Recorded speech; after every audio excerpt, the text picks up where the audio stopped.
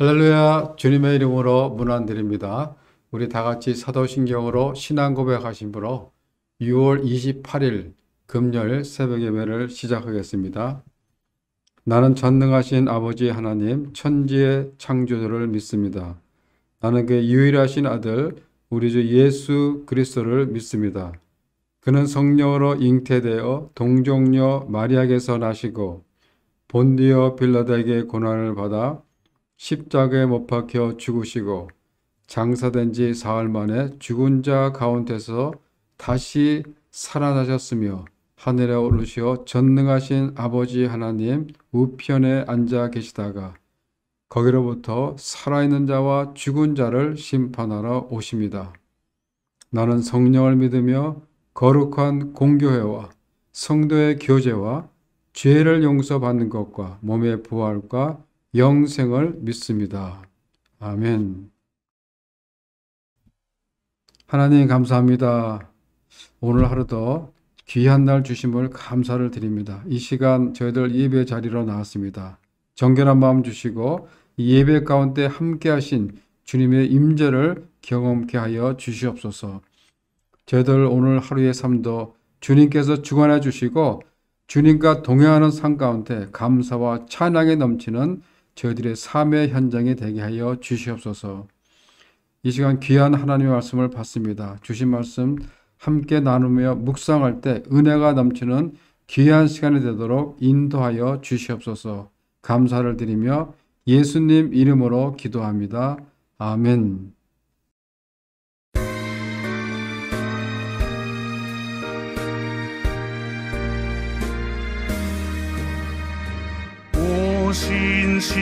신실하신 주 내 아버지여 늘 함께 계시니 두려움 없네.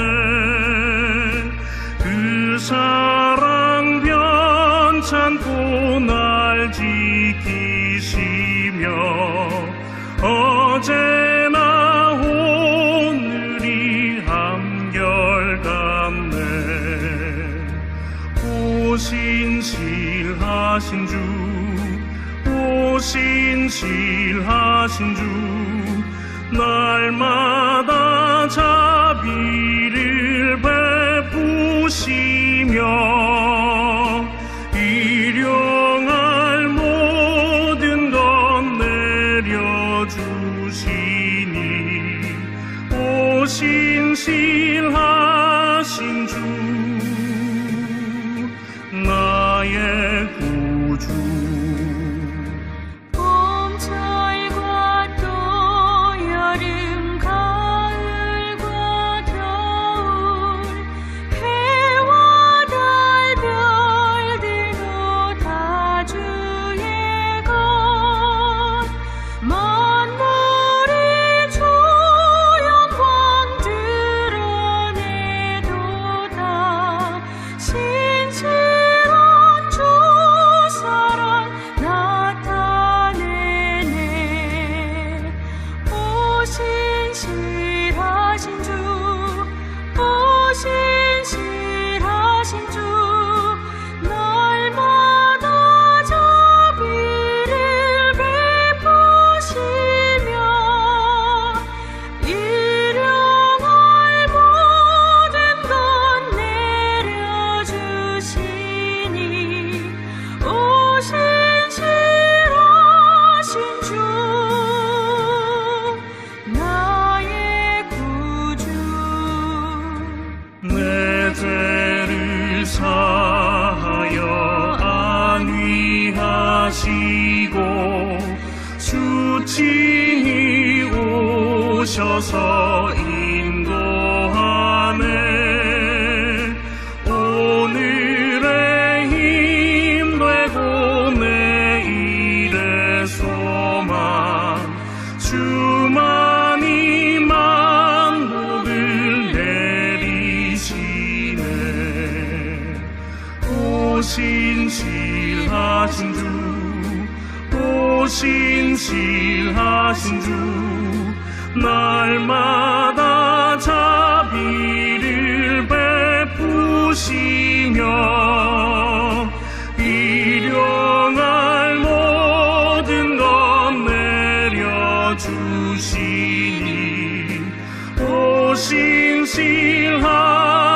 주 나의 구주. 예, 오늘 우리에게 주신 하나님의 말씀은 창세기 50장 15절부터 26절 말씀입니다. 요셉의 형제들이 그들의 아버지가 죽었음을 보고 말하되 요셉이 혹시 우리를 미워하여 우리가 그에게 행한 모든 악을 다 갚지나 아니할까 하고 요셉에게 말을 전하여 이르되 당신의 아버지가 돌아가시기 전에 명령하여 이르시기를 너희는 이같이 요셉에게 이르라. 내 형들이 내게 악을 행하였을지라도 이제 바라건대 그들의 허물과 죄를 용서하라 하셨나니 당신 아버지의 하나님의 종들인 우리 죄를 이제 용서하소서 하매 요셉이 그들이 그에게 하는 말을 들을 때에 울었더라. 그의 형들이 또 친히 와서 요셉의 앞에 엎드려 이르되 우리는 당신의 종들이니이다. 요셉이 그들에게 이르되 두려워하지 마소서. 내가 하나님을 대신하리이까. 당신들은 나를 해하려 하였으나 하나님은 그것을 손으로 바꾸사 오늘과 같이 많은 백성의 생명을 구원하게 하시려고 하셨나이니 당신들은 두려워하지 마소서. 내가 당신들과 당신들의 자녀를 기르리이다 하고 그들을 간곡한 말로 위로하였더라. 요셉이 그의 아버지의 가족과 함께 애굽에 거주하여 110세를 살며 에브라임의 자손 3대를 보았으며 므낫세의 아들 마길의 아들들도 요셉의 스라에서 양육되었더라.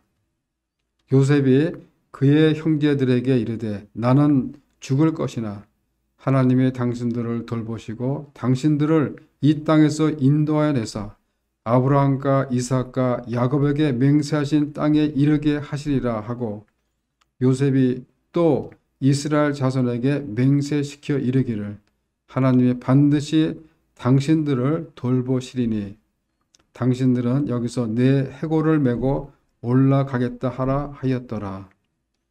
요셉이 110세의 죽음에 그들이 그의 몸에 향재료를 넣고 애굽에서 입간하였더라. 아멘. 예, 창세기의 마지막을 장식하는 오늘 본문은 37장부터 시작된 요셉의 이야기를 마감하면서 창세기 12장 아브라함부터 시작된 족장들의 이야기가 언약의 백성들이 애굽으로 내려가게 된 직접적인 계기를 마련한 요셉의 죽음으로 끝나게 됩니다. 그래서 창세기는 마치 족장들의 이야기 같지만 그들을 통해서 하나님의 구속사를 이뤄가는 과정 속에 있는 죄인들을 용서하시는 하나님의 무한한 사랑과 용서가 담겨져 있음을 우리가 볼 수 있습니다. 창세기는 하나님께서 아브라함, 이삭, 야곱에게 약속한 그 언약의 말씀들을 요셉을 통해 구속사적 역사를 이뤄가는 과정 속에 요셉의 생애를 통해 우리들에게 많은 교훈들을 말씀해 주고 있습니다. 창세기 39장 23절에 보면 여호와께서 그를 범사에 형통케 하셨더라. 요셉의 생애를 한마디로 잘 표현해 주고 있습니다. 요셉은 형통한 자가 되어 그의 삶의 현장에서 만나는 모든 사람들에게 복을 내려 주었던 것입니다. 39장 5절에도 보면 여호와께서 요셉을 위하여 애굽 사람 집에 복을 내리심으로 여호와의 복이 그의 집과 밭에 있는 모든 소유에 미친지라 라고 하십니다. 이렇듯 요셉은 하나님이 함께하는 사람이었습니다. 그렇기 때문에 수많은 여건과 고난을 이긴 요셉의 마음속에는 뭐예요? 이미 분노와 미움, 원망이 사라지고 용서와 사랑이라는 성령의 열매가 맺혀 있었던 것입니다.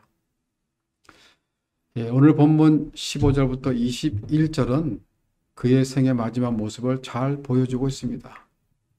그 모습은 뭐냐면 용서와 사랑의 모습입니다.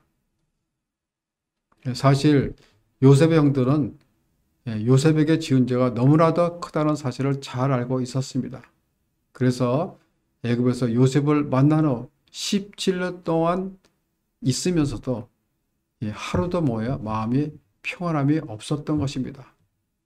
그들의 마음속은 늘 불안해했던 것입니다. 요셉이 효자이므로 아버지 야곱의 마음을 슬프게 하지 않기 위해서 아버지의 생전에 자기들을 죽이지는 않겠지만은 만약 아버지가 죽고 나면 그때 복수를 할 것이다 라고 그렇게 생각했던 것입니다.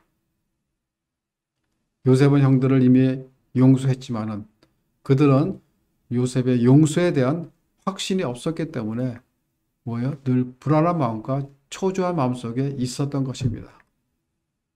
그런데 그들이 염려하던 일이 현실로 나타난 것입니다. 아버지 야곱이 죽습니다. 이제 요셉은 아버지 야곱을 고향 가나안 땅에서 장사 지내고 다시 형제들과 함께 애굽으로 돌아옵니다.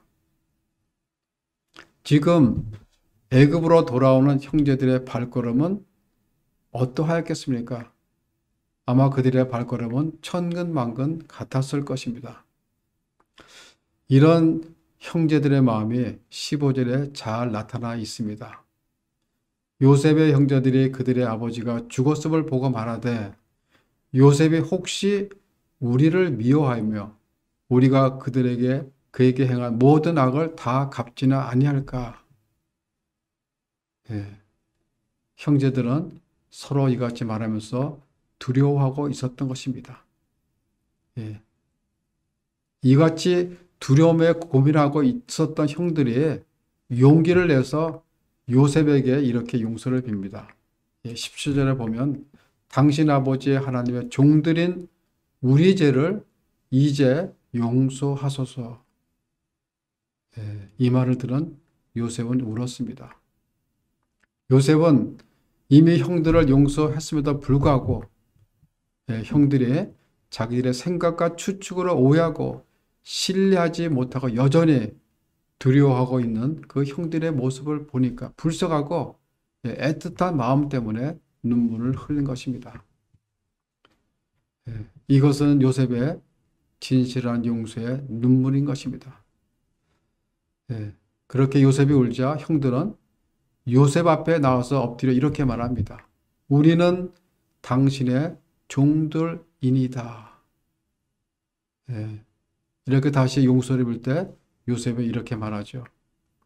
19절에 보니까 두려워하지 마소서. 내가 하나님을 대신하리이까. 당신들은 나를 해하려 하였으나 하나님이 그것을 선으로 바꾸사 오늘과 같이 많은 백성의 생명을 구원하게 하시려 하셨나니 당신들은 두려워하지 마소서. 내가 당신들과 당신들의 자녀를 기르리이다. 이 얼마나 놀라운 위로의 말입니까? 요셉은 정말 진정 어린 간곡한 말로 형제들을 위로하였던 것입니다. 자신을 죽음의 길로 내몰았던 형들에게 그 누구도 하나님을 대신할 수 없다라고 하면서 형들의 마음을 위로하였던 것입니다.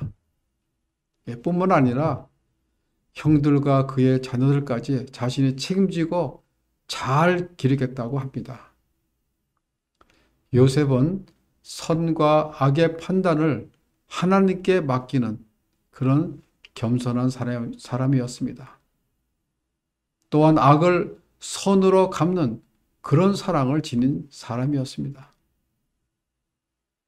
자신을 죽이려 했던 형들을 한마디 원망도 하지 않고 더 큰 위로와 용서를 베푸는 그 요셉의 사랑이야말로 정말 위대한 사랑이며 위대한 용서인 것입니다. 속담에 이런 말씀이 있죠. 온수는 물에 새기고 은혜는 돌에 새기라. 진정한 용서는 잊어버리는 것입니다. 과거를 들춰내서는 안 된다는 것입니다. 즉 조건 없는 용서입니다. 요셉의 용서는 하나님의 용서입니다. 그리고 요셉의 사랑은 하나님의 사랑입니다. 이러한 요셉의 사랑과 용서는 전 인류의 죄를 대속하기 위해서 십자가에 못 박혀 죽으신 예수 그리스도의 모형이며 예표인 것입니다. 요셉은 바로 예수 그리스도의 모형입니다. 오늘 요셉의 고백을 통해서 하나님이 우리를 향하신 두 가지 교훈이 있습니다. 첫 번째는 우리는 그 누구도 하나님을 대신할 수가 없다라는 것입니다.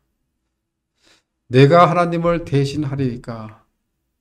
이 말은 뭐예요? 하나님을 심판하고 벌하는 고난이 하나님께 있는데 어찌 인간이 감히 하나님의 주권을 침해할 수 있느냐는 것입니다. 형들 때문에 애굽의 노예로 팔려왔지만은 이제 애굽의 총리가 되어 예전에 힘이 없는 그런 동생 요셉이 아니라 막강한 힘을 가지고 있는 애굽의 총리입니다. 지금 형들의 생명을 좌지우지하는 것은 그에게는 아무것도 아닙니다. 그러나 요셉은 변함없이 겸손했습니다.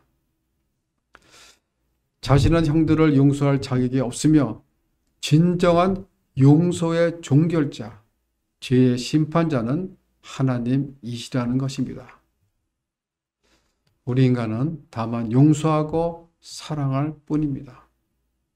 요셉처럼 최고의 권세를 가지고 있으면서도 그것을 드러내지 아니하고 겸손히 하나님 앞에 맡길 수 있는 것은 하나님의 절대적 주권을 인정하고 그 주권에 순복하는 사람입니다.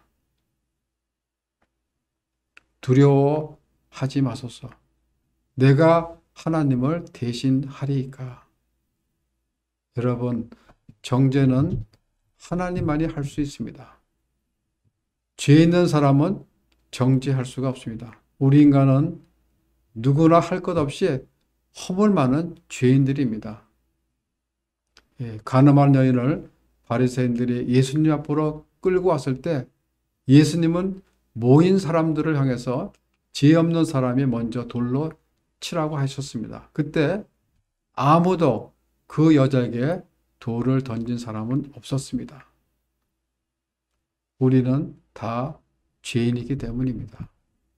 로마서 8장 12절에 보면 그러므로 이제 그리스도 예수 안에 있는 자에게는 결코 정죄함이 없나니 이는 그리스도 예수 안에 있는 생명의 성령의 법이 죄와 사망의 법에서 너를 해방하였습니다. 라고 그렇게 말하고 있습니다. 그렇습니다. 이제는 세상 그 누구도 우리를 정죄할 수 없으며 우리 역시 누군가를 정죄할 수 있는 자리에 서 있지 않는다는 것입니다. 두 번째로는 요셉은 모든 일이 하나님의 섭리 가운데 있음을 깨닫고 하나님의 섭리를 믿고 순종하였던 것입니다. 20절에 보면 당신들이 나를 헤아려 하였으나 하나님은 그것을 선으로 바꾸사 오늘과 같이 많은 백성의 생명을 구원하게 하시려 하셨나니. 로마서 8장 28절에 보면 모든 것이 합력하여 선을 이룬다는 말씀이 있습니다. 요셉은 이 말씀이 우리 가운데 역사하심을 다시 한번 확증해 보여주고 있는 것입니다. 하나님은 아무리 열악한 환경, 열악한 상황이라도 그 모든 것을 선한 것으로 또 좋은 것으로 만들어 가시는 하나님이시라는 것입니다. 그래서 요셉은 모든 것을 선하게 만들어 가시는 그 하나님의 섭리를 깨닫고 이렇게 고백하죠. 창세기 45장 5절에 보면 당신들이 나를 이곳에 팔았다고 해서 근심하지 마소서. 하나님이 생명을 구원하시려고 나를 당신보다 먼저 보내셨나이다. 요셉은 이 짧은 신앙 고백에서 당신들이 나를 판 것이 아니라 하나님이 온 백성을 살리기 위해서 나를 먼저 이곳에 보냈다라고 그렇게 말하고 있는 것입니다. 그리고 두려워하고 있는 형들을 향해 나를 이곳에 보낸 사람은 형들이 아니라 하나님이 보냈다라고 거듭 반복하며 강조합니다. 이처럼 요셉은 하나님의 섭리를 깨닫고 지금 자신에게 닥친 모든 일들이 하나님의 주권적인 섭리 가운데 있는 하나님의 계획이었음을 고백하고 있는 것입니다.